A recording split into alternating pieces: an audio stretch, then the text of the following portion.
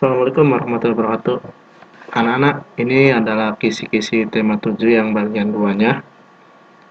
Kita lihat peta konsepnya.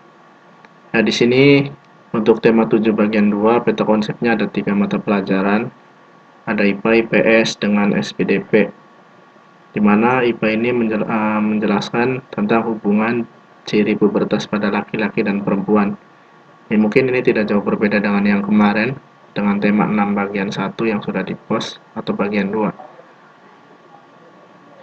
Kemudian IPS-nya ada menganalisis posisi dan peran Indonesia dalam kerjasama di bidang ekonomi, politik, sosial, budaya, teknologi, dan pendidikan dalam lingkup ASEAN.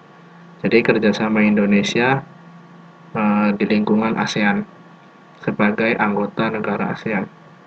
Nah, kemudian SPDP-nya itu memahami interval nada secara individu dan kelompok, ada memahami tari kreasi daerah, dan memahami patung. Ya, langsung saja kita ke yang pertama. Nah, ini ada masa pubertas. Biasanya masa pubertas itu merupakan masa remaja yang terjadi pada awal masa remaja ya.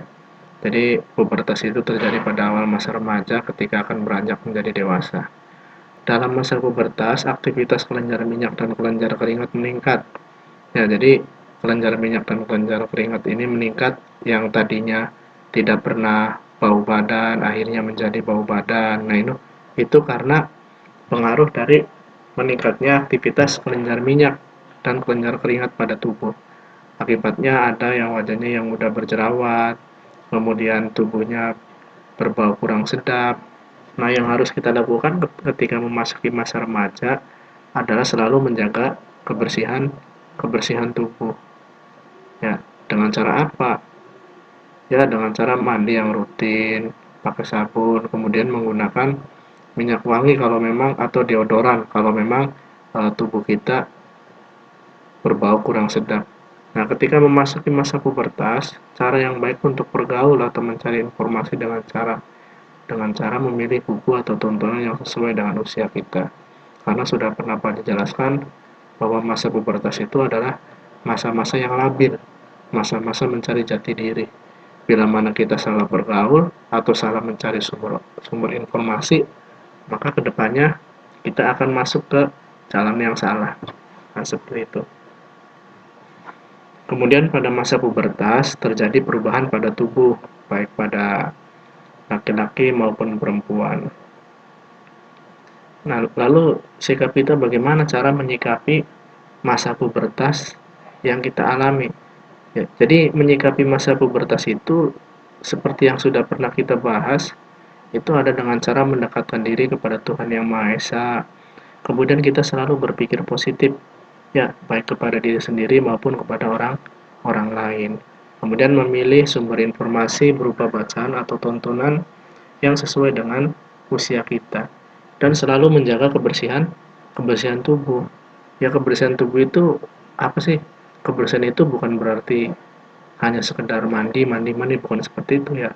Artinya segala sesuatunya yang berhubungan dengan tubuh kita, yaitu harus kita jaga. Di antaranya dengan memakai pakaian yang bersih, kemudian menggunakan kalau mungkin pakai deodoran, itu deodoran yang jangan asal-asalan, karena kalau tidak cocok itu bisa mengakibatkan iritasi pada kulit ya, atau infeksi. Nah, baik, lanjut lagi kita ke IPS. Kita lihat seperti apa materinya. Nah, ini ada peran Indonesia dalam lingkup ASEAN. Ya, diantaranya adalah pembentukan ASCC yang merupakan wadah kerjasama di bidang sosial budaya. Contohnya adalah pertukaran kunjungan antar seniman. Jadi ASCC itu ini sebuah organisasi di ASEAN yang isinya mengenai sosial dan budaya. Lalu peran Indonesia itu apa sih? Atau kerjasamanya bagaimana? Ya, ini kita saling bertukar kunjungan antara seniman. Seniman dari Indonesia seperti ini, seniman dari Malaysia seperti ini, seniman dari Thailand seperti ini. Kemudian ada festival lagu dan lomba menyanyi. Nah, lagu-lagu yang dinyanyikan ini lagu-lagu kenegaraan ya, dan lomba menyanyi. Ya, jadi seperti itu. Kemudian ada promosi di bidang pariwisata.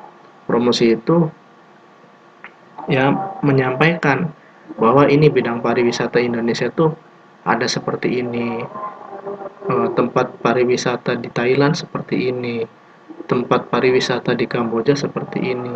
Nah, itu mereka saling mempromosikan. Kemudian ada lagi negara-negara ASEAN itu selalu menyelenggarakan pesta olahraga yang dikenal dengan istilah SEA Games.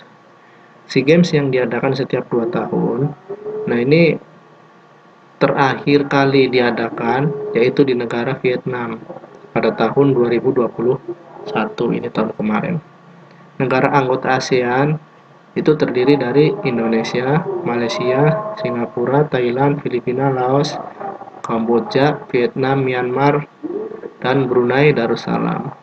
Nah, peran Indonesia dalam bidang ekonomi adalah pemrakarsa masyarakat ekonomi ASEAN atau sebagai lumbung padi ASEAN. Nah, jadi pemrakarsa itu ikut serta membentuk, ikut serta membangun masyarakat ekonomi ASEAN, seperti itu. Kita masuk ke SPDP, Seni Budaya dan Prakarya. Nah, ini kita akan belajar mengenal tangga nada.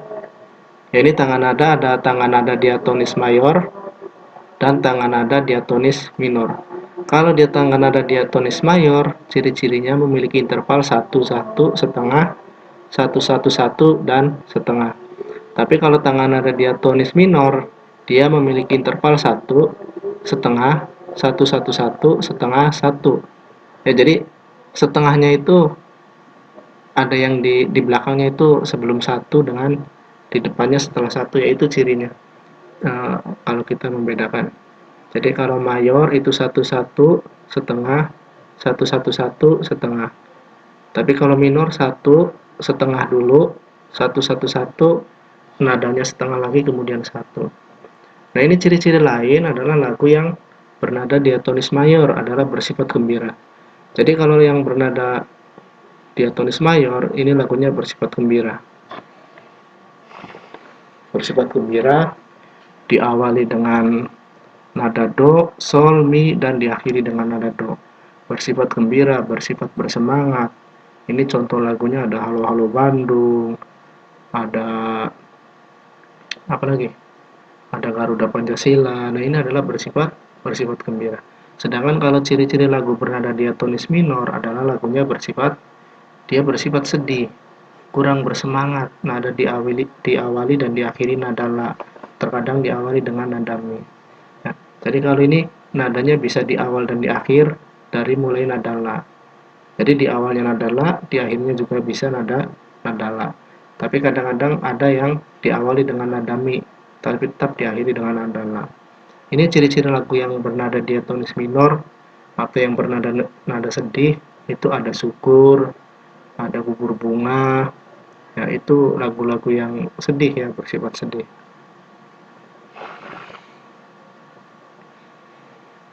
Ya, kita kembali lagi. Uh, Lanjut ke tari daerah. Nah, ini ada tari yang dibawakan secara berpasangan. Kalau kemarin itu kan ada tari tunggal ya. Nah, sekarang ini ada tari yang dibawakan secara berpasangan. Contohnya ada tari piring, tari payung, ini maksudnya tari payung ya, dan tari serampang 12. Nah, properti yang digunakan pada tari disesuaikan dengan judul tarinya. Misalkan tari piring, properti yang digunakan adalah piring. Apa sih properti itu? Properti itu adalah perlengkapan tari. Kalau memang dia sedang melaksanakan tari piring, maka yang digunakan juga piring. Kalau tari payung, yang digunakan payung. Jadi itu propertinya itu adalah perlengkapan untuk melengkapi ciri khas tari tersebut. Ya, kemudian gerakan tari murni. Ini merupakan gerakan yang tidak mengandung arti, tetapi tetap mementingkan keindahan. Jadi walaupun gerakannya asal-asalan, tidak mempunyai makna, tetapi tetap mementingkan keindahan. Dilihatnya tuh enak walaupun asal-asalan, tapi dilihatnya indah, bagus ya, seperti itu. Oke, kita balik lagi. Nah, ini ada cara membuat patung. Ya, ini patung itu ada macamnya ya. Nah, ini ada patung yang dibuat untuk tujuan mendekorasi bangunan atau taman, baik halaman belakang maupun taman bermain disebut patung dekorasi. Jadi patung dekorasi itu dibuat hanya sekedar untuk hiasan, tidak ada maksud apa-apa. Nah, itu namanya patung dekorasi. Bisa di taman, bisa di belakang maupun di tempat bermain, itu namanya patung dekorasi. Jadi kalau kalian melihat patung gajah, melihat patung orang berdiri, tapi tidak ada maknanya, itu namanya patung dekorasi. Sedangkan berbeda dengan patung monumen.